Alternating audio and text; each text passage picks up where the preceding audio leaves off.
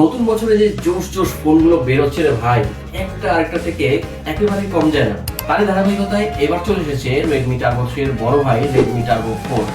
বাংলাদেশের বাজারে এখন অ্যাভেলেবেল এই বড় ভাই, তবে সেটা অবশ্যই চায়না ভ্যারিয়েন্টে। আসসালামু আলাইকুম ভিউয়ার্স, সপ্তাহের মাঝামাঝি সোমবার ঠিক রাত 10টায় আপনাদের সামনে আবারও হাজির হলাম টেক রিভিউ পার্ট 2 নিয়ে। আজকে আমরা কথা বলবো রেডমি টার্বো 4 নিয়ে। অস্থির ডিজাইন, দারুণ লুকের এই ফোনটি গেমারদের কথা মাথায় রেখেই বানিয়েছেন শাওমি। অন্তত এর লুক দেখে তাই মনে হয়। পাশাপাশি এর ডিসপ্লেতে বোধহয় রয়েছে গরিলা গ্লাস 7 প্রোটেকশন।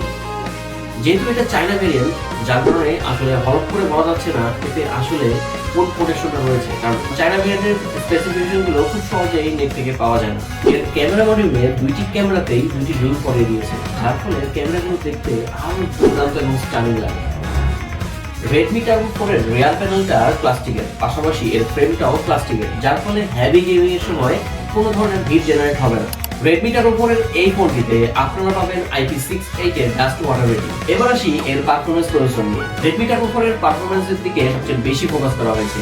এর এসওসি হিসেবে ইউজ করা হয়েছে MediaTek Dimensity 8400 Ultra, যেটা 8 কোরের এসওসি। Cortex A7 সিরিজের কোরগুলো বেস্ট পারফরম্যান্স ভিত্তিক কোরই হয়ে থাকে। এইখানে যে 8টি কোর ইউজ করা হয়েছে এই সবগুলো কিন্তু A7 সিরিজের কোর। এই এসওসি দিয়ে আপনারা গেমিং করতে পারবেন খুব ভালোভাবে। PUBG, COD, CS:GO এর মতো ভালো গেমগুলো খেলতে পারবেন অনায়াসে। তবে PUBG এর ক্ষেত্রে আপনারা 60 FPS এর বেশি পাবেন না। এটা যেহেতু চায়না ভেরিয়েন্ট, কাজে এই ক্ষেত্রে আপনাদেরকে একটু কম্প্রোমাইজ করতেই হবে। এবার আসি এর ডিসপ্লেতে। ফোনটিতে পাবেন ফ্ল্যাগশিপ গ্রেডের ডিসপ্লে, 6.67 ইঞ্চি এর HDR10+ ডিসপ্লেতে পাবেন 120 Hz এর রিফ্রেশ রেট, পাশাপাশি 3200 নিটস পর্যন্ত ব্রাইটনেস পিক। এবার আসবো ক্যামেরা সেগমেন্ট, যেটার জন্য সবাই মুখিয়ে থাকে। Xiaomi পারফরম্যান্সের দিকে বেশি ফোকাস দিতে গিয়ে ক্যামেরার কথা হয়তো ভুলে গেছে।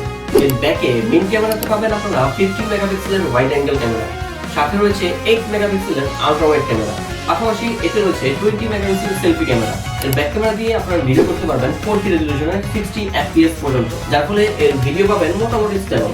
এই ফোনটিতে আপনারা পেয়ে যাবেন 6550 mAh এর ম্যাসিভ ব্যাটারি, সাথে রয়েছে 90 ওয়াটের চার্জার, যার ফলে আপনারা 40 থেকে 45 মিনিটের মধ্যেই চার্জ করতে পারবেন খুব দ্রুত। সবকিছু নিয়ে তো বলা হলো, এবার আসি গুরুত্বপূর্ণ একটা টপিক নিয়ে। যেহেতু এই ফোনটি চাইনিজ ফোন, সেহেতু অবশ্যই আপনাকে নোটিফিকেশনের সমস্যা নিয়ে একটু প্যারা খেতেই হবে। তাছাড়া ওভারঅল আপনাকে মোটামুটি সবকিছুই স্বস্তি দেবে। তো 40K বাজারের মধ্যে এই ফোনটির স্পেক আপনাদের কেমন লাগলো? এই ফোনটিকে আপনার গেমিং পছন্দ করতে চাইলে আজই চলে আসতে পারেন আমাদের বসুন্ধরার এলিগেন্ট জেনারেশনে। আমাদের আউটলেটটি হলো Bashundhara city shopping complex, basement 1, shop number 60।